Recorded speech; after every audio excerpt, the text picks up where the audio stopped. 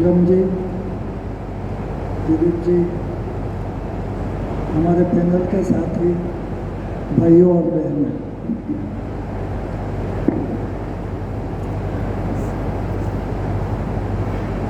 काफ़ी चर्चाएं आप लोगों ने की है। इस चीज़ों का समाधान क्या है वो सवाल है। तो मैं ज़्यादा नहीं बोलूँगा, लेकिन यह सारी जो नीलम जी विकास की बात कर रहे हैं, इसके लिए एक किताब हिंद स्वराज करके महात्मा गांधी ने 1909 में लिखी थी कि आप जिस विकास के पीछे पड़े हो, ये विकास नहीं है, ये सुधार नहीं है, लेकिन कुधार है, ऐसा उन्होंने लिखा था।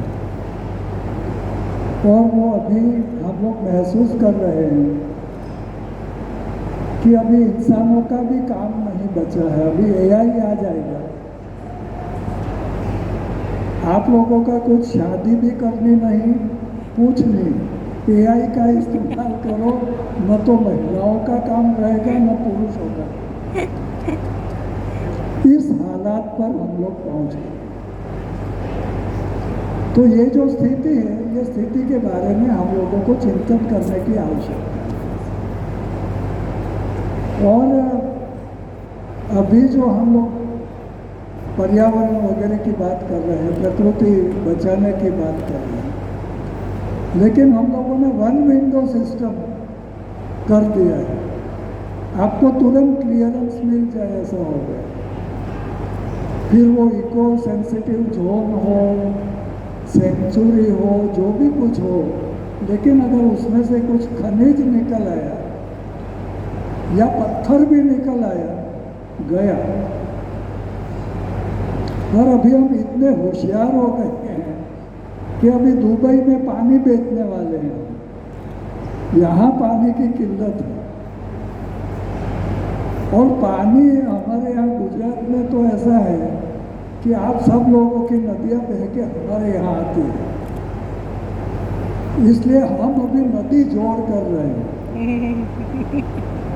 सब नदियों को जोड़ के हमारा जो कैम्बे खंभात का अखात है, दरिया है, वहाँ से पाइपलाइन करके सीधे हम दुबई ले जाने वाले हैं। ये हमारा लेटेस्ट प्लान है। इंडस्ट्रियल कॉरिडोर हम लोग कर रहे हैं, भारतमाला कर रहे हैं, हम बुलेट ट्रेन वगैरह सब कर रहे हैं। ये सब किस लिए कर रहे हैं? ये सब रिसोर्सेस का अंग्रेजों ने भी इसलिए ही किया था। ये इंफ्रास्ट्रक्चर या ये रास्ते लोगों के लिए ज़्यादा है ऐसा नहीं है। तो अभी हमारे खिलाफ जो सवाल है, वो एक तो हमारा संविधान कह रहा था कि भाई समानता, स्वतंत्रता, बंधुता, सामाजिक न्याय, सोशल जस्टिस, ये सब रहेगा। लेकिन अभी का जो विकास है वो इनइक्वालिटी खड़ा करने का विकास है। सबसे ज़्यादा गैप धनी और गरीब लोगों के बीच में हो रहा है, पढ़े लिखे और अनपढ़ लोगों में हो रहा है। अभी आप वापिस अनपढ़ होने वाले हैं। एजुकेशन का प्राइवेटाइजेशन हो गया। डॉक्टर बनने के लिए 1 करोड़ रुपये चाहिए, 2 करोड़ रुपये चाहिए। 2 करोड़ रुपये खर्च करके डॉक्टर बनेगा, वो फिर क्या करेगा? हमारे गुजरात में तो 100 हार्ट के ऑपरेशन वैसे ही कर दिए।